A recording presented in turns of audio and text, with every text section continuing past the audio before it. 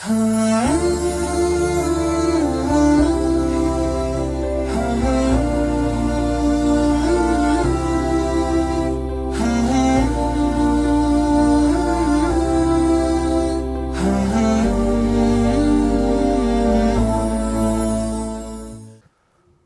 алейкум, кадырман көрүүчүлөр. Улуттук биринчи каналда иман сабагы берүүсү өз көрсөтүүсүн баштады. Аны мен Максат Атабаев алып бармакчымын.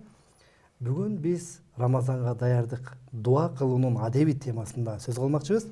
Ал үчүн биздин студияда конокто Кыргызстан мусулмандарынын дин башкармалыгынын ажылык умура бөлүмүнүн адиси устазыбыз Абдулазиз Кары Туташбаев. Ажекем, кош келипсиз студиябызга. Рахмат сизге. Дагы ушул атайын кирип келаткан Рамазан айыңыздар берекелүү болсун. Кудай таалам ушул айда кылган деги эле дуаларыбызды, баталарыбызды, тилек максаттарыбызды, окулган Куран намаздарыбызды Кудай таалам кабыл кылсын деп сурап кетем. Айтканыңыз келсин дейли. Эмесе, Абдулайыз ажы, бүгүн биз мынакей дуа кылуу темасында сөз кылсак негизинен. Бирок мынакей Кыргызстан мусулмандарынын дин башкармалыгы 1 март күнү орозо деп белгиледи. 28 февраль күнү Кудайым буйрса өлкө аймагында бардык мечиттерде таравих намаздары башталат деп маалымат берилбедиби? Анан мынакей бир жума убакыт калыптыр. Бир жума убакытта Рамазанга кантип даярданышыбыз керек? Кандай даярданышыбыз керек? Ушу боюнча сөз баштайлы, анан сөзүбүздү андан улап кетебиз.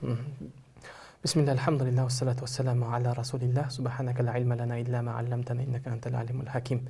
Сөзүмдү чексиз мээримдүү жана ченемсиз ырайымдуу болгон Аллах Тааланын исми менен баштагандан кийин Аллах Тааладан эң акыркы пайгамбар, бирок пайгамбарлардын эң кадыр бардысы пайгамбарыбызга жана пайгамбардын үй бүлөсүнө жана пайгамбардын сахабаларына Аллахтын салам жана саламаттарын жолдогондон кийин бул Рамазан айы чындыгында ушундай бир өзгөчө берекелүү жашообузда ар бир мусулман адамдын бир жылда бир күтүп жашаган бактылуу бир убакыттардын көз ирмемдердин бири болгондуктан мен ойлойм ар бир мусулман адам бул айды күтүп жашайт. Бул ай келгенде кадимкидей руханий өзүнө азык алып, андан кийин бул ай чыккандан кийин кайрадан бул айды да кылган ибадаттардын Кудай Тааладан үмүт кылган ибадаттардын кабыл болуусун Аллахтан үмүт кылып жашаган вакыт. Мына ошондуктан бул ай ар бир мусулман адамдын жүрөгү кубана турган, жүрөгү сала турган ай болгондуктан Аллах Таала негизи эле кантип даярдануу керек деген сурооңузга Аллах Таала өзү ишарат кылып, Аллах Таала эмне дейт? Астаизу билlah, кутиба алейкумус сияму кама кутиба алал лазина мин кабликум лааллакум таттакун деп Аллах Таала аятта баштайт эмеспи? Аллах Таала эмне дейт? Силерден алдыңкы коомдорго орозо фарз кылынгандай эле силерге да фарз кылынды. Эмне үчүн десе, негизги максатын айтат. Лааллакум таттакун, силер таква кылууңар үчүн деп баштаганда. Негизи бул таквалык Аллах Таала сүйгөн, Аллах Таала, Кудай Таала ар бир мусулман адамдын жүрөгүндө каалаган сыфат болгондуктан деги эле бул ай таквалыктын ай деп айтсак да болот да.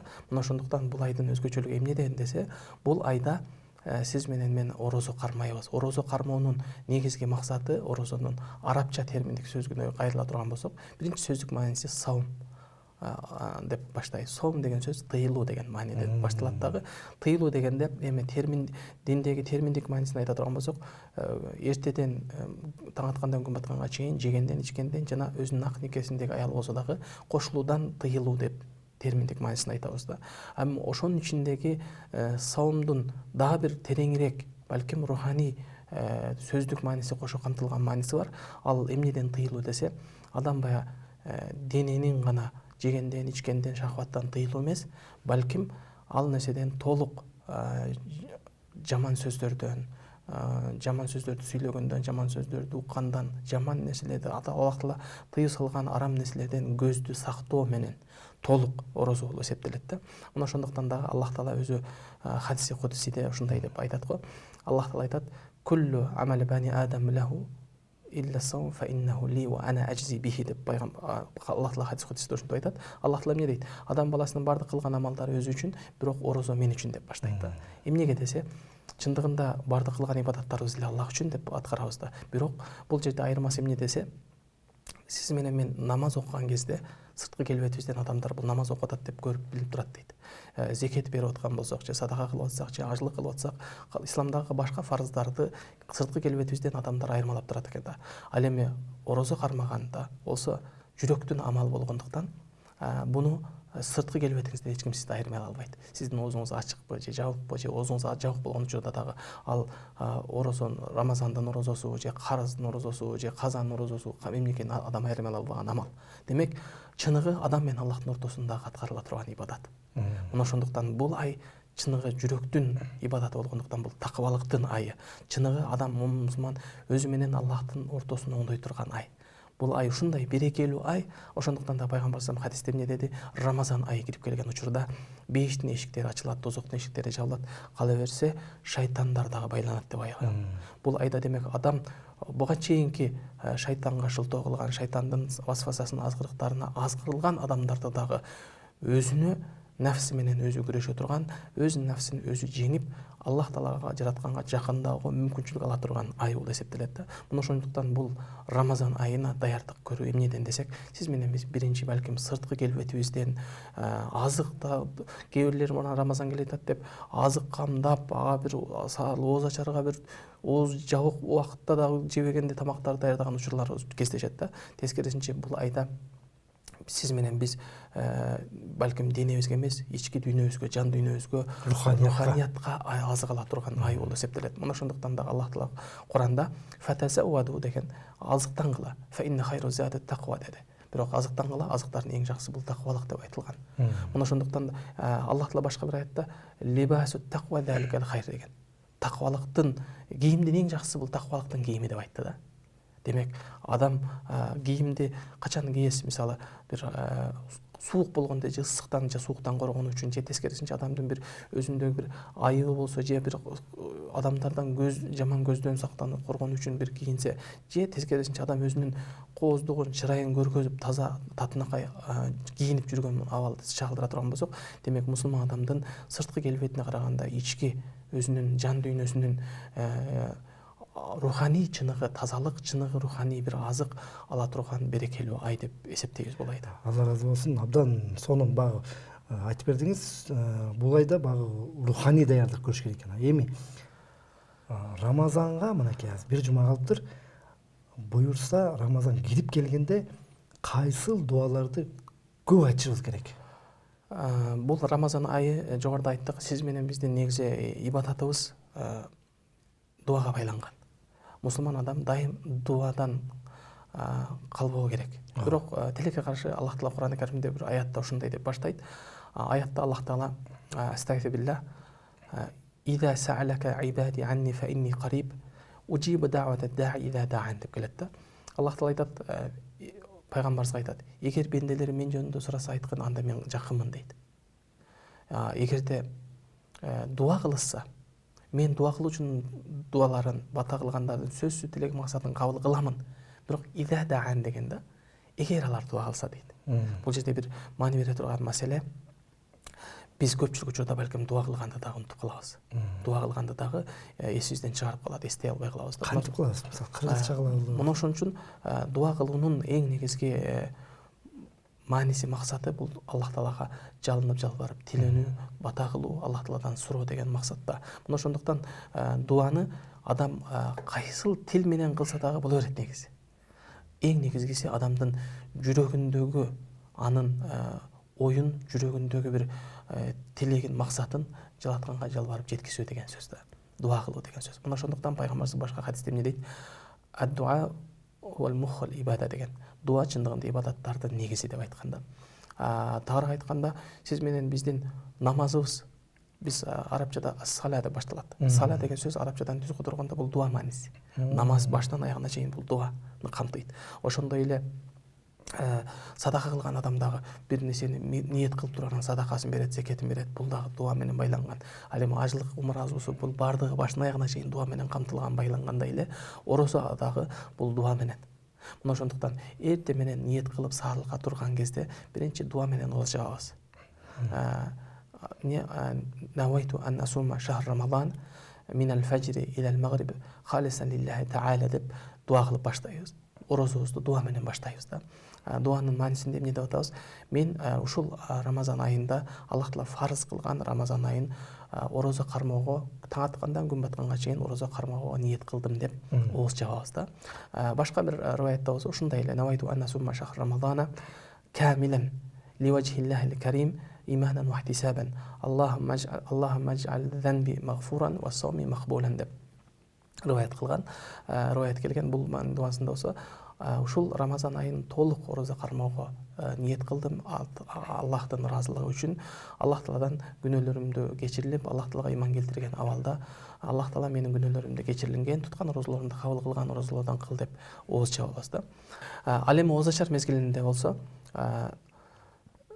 Аллахумма лака сумту ва бика аманту ва алейка таваккалту ва аля ризкика афтарту деп ооз ачабыз. Дуанын маанисинде болсо Аллахым, мен сен үчүн, сенин ыраазылыгың үчүн орозо кармадым деген. Аллах Таалага мен сага иман келтирдим, жана Аллахым өзүңө гана тобокел кылдым, жана Аллахым сенин берген рызкың менен ооз ачып жатам деп ооз ачабыз да. Демек, бул ооз ачардагы бул айтылган дуанын маанисинин баардыгын карап көрсөңүз, бул демек адам дуа кылып атканда баардыгы жүрөктөн чыга турган нерсе. Жүрөк менен гана дуа кылынат. Балким баягы дуа тагыраак айтканда, дуа бул тилден учун менен болуп калбаш керек. Жүрөгүбүз менен, жүрөктүн түпкүрүнөн жаратканга жалбарып дуа кылуунун эң негизги максат экендигин унутпашыбыз керек. Демек, бул Рамазан айы ушундай бир берекелүү ай. Бул ай ушундай берекелик өзгөчөлүгү эмнеде дегенде, бул айда Аллах Таала өзүнүн сөзү болгон Куран түшүргөн ай. Ошондуктан Аллах Таала Куранда шахру рамадан аллази унзила фихил Куран худан линнас дейт. Аллахтын сөзү болгон Куран түшкөн Рамазан айы эмне үчүн десе, адамдарга хидаят болуу үчүн деп айтканда. Демек, жашоодо сиз менен биздин Курандын негизги түшкөн максаты бул адамдарга хидаят болуу үчүн деп айтат. Ал эми хидаят кимдерге хидаят болот десе, Аллах Таала ошол эле Куранда биринчи Фатиха сүрөсүнөн кийинки эле Бакара сүрөсүнөн башталганда Аузу биллахи минаш шайтанир ражим бисмиллахир рахманир рахим алиф лам мим заликал китаб худан лил муттакин деп баштайт да. Аллах Таала эмне дейт? Чындыгында алиф лам мим дегенден кийин бул китеп Аллах Таала тарабынан түшүрүлгөн бул китеп худан лил ла райба фи, анда эч кандай шек күмөн болушу жок, эч кандай шек күмөн жок. Худан лил муттакин, Кудайдан корккон таквадарлар үчүн хидаят китеп деп айтты да. Демек, орозонун дагы негизги максаты Аллах Таала жогоруда айткандай таквалык кылууңар үчүн деп айткан. Ал эми Куран дагы таквадарлар үчүн деп айтылып атат.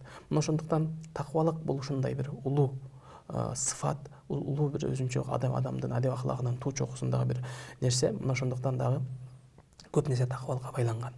Эгерде таквалык кыла турган болсок, сиз менен биздин бул жашообуздагы дуаларыбыздын кабыл болуусуна, тилек максаттардын орундалуусуна, деги эле жашообуздун жеңилдигине шарт түзө турган эң чоң жогорку деңгээлдеги сыфат. Мына ошондуктан Аллах Таала бир канча аяттарда инналлаха юхиббул муттакин, Аллах Таала Кудай Таала ошол Кудайдан корккон таква кылуучуларды, таквадарларды Кудай Таала сүйөт деп айткан. Вал акибату лил муттакин, чындыгында акыбет жыныгы ийгилик бул таква кылгандар үчүн деп Аллах Таала баса белгилеген.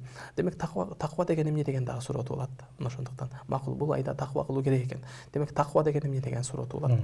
Мына ошондуктан бизден өткөнкү сахабалардан, алымдардан суралган нерселерде Али разияллаху анхунун ушундай бир сөзү бар. Бул таквалык дегенде, таквалык эмне десе, таквалык бул Аллах Таалага итаат кылууң дейт. Аллах Таалага итаат кылууң жана Аллах Таала түшүргөн Куранга амал кылууң деген.